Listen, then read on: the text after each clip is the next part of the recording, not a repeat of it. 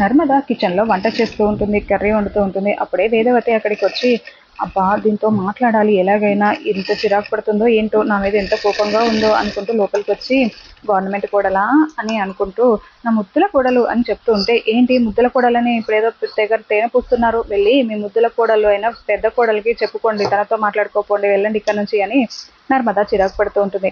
అది కాదే, నీతో మాట్లాడాలి అని అంటూ ఉంటే, నాతో ఏం మాట్లాడతారు, తీసుకొచ్చారు కదా మీ పెద్ద కోడలు, ఉత్తమురాలైన పెద్ద కోడల్ని, తనతో వెళ్ళి మాట్లాడుకోండి అని నర్మద అంటూ ఉంటే, చెప్పేది వినవే కాస్త అని అంటూ ఉంటే, నువ్వు నా బంగారం వే అని వేదవతి అంటూ ఉంటుంది. ఓ అందుకేనా బాగా చెంపలు ఇడాపిడా వాయించేశారు, మాట మాట్లాడితే నన్ను చూస్తే అసహ్యంగా ఉందన్నారు కదా, ఇప్పుడు ఎందుకు వచ్చి మళ్ళీ నాతో మాట్లాడడానికి ట్రై చేస్తున్నారు, వెళ్ళి మీ పెద్ద కోడలతో కబుర్లు చెప్పుకోపోండి, వెళ్ళండి ఇక్కడ నుంచి అని నర్మద అంటూ ఉంటుంది.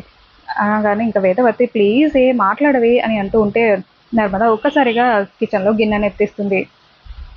ఇది ఏది మర్చిపోనట్టుంది అనుకుంటూ తను గిన్నె ఎత్తేసిన విషయాన్ని గుర్తు చేసుకుంటూ, అనవసరంగా తిట్టాను, కాస్త కూడా ఆలోచించలేదు అని అనుకుంటూ, లేదే నీ వల్లే తన కడుపు పోయిందని నేను అపార్థం చేసుకున్నానే, నువ్వు చెప్పినా కూడా నేను నమ్మలేదు, నన్ను క్షమించవే అని వేదవతి అంటూ ఉంటే, నర్మద పట్టించుకోకుండా మూతి తిప్పుకుంటూ ఉంటుంది. ఒక్క నిమిషం ఆగవే అంటూ నర్మద చేతిలో ఒక గుమ్మడికాయను పెట్టి, ఇప్పుడు చూడు నేను చెప్పేది విను, నిన్ను కొట్టాను కానీ కొట్టిన తర్వాత నేను ఎంత బాధపడ్డానో తెలుసా నీకు అని వేదవతి అంటూ ఉంటుంది.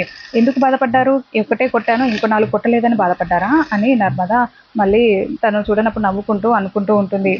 లేదే నేను అలా అనుకున్నానప్పుడు మళ్ళీ ఇలాంటి తప్పు చేస్తుందని నేను ఎలా ఊహిస్తాను చెప్పు, నన్ను క్షమించవే ప్లీజే, నాతో ఎప్పట్లాగా ఉండు, నీతో ఇలా నువ్వు చిరుబురులాడుతూ ఉంటే ఎలాగే అని వేదవతి నర్మదాని బ్రతిమలాడుతూ ఉంటుంది. ఇంకా కాసేపటికి నర్మద నవ్వుతూ ఉంటే వేదవతి నర్మదాని హక్ చేసుకొని నా బంగారం అనుకుంటూ ముద్దులాడుతూ ఉంటుంది.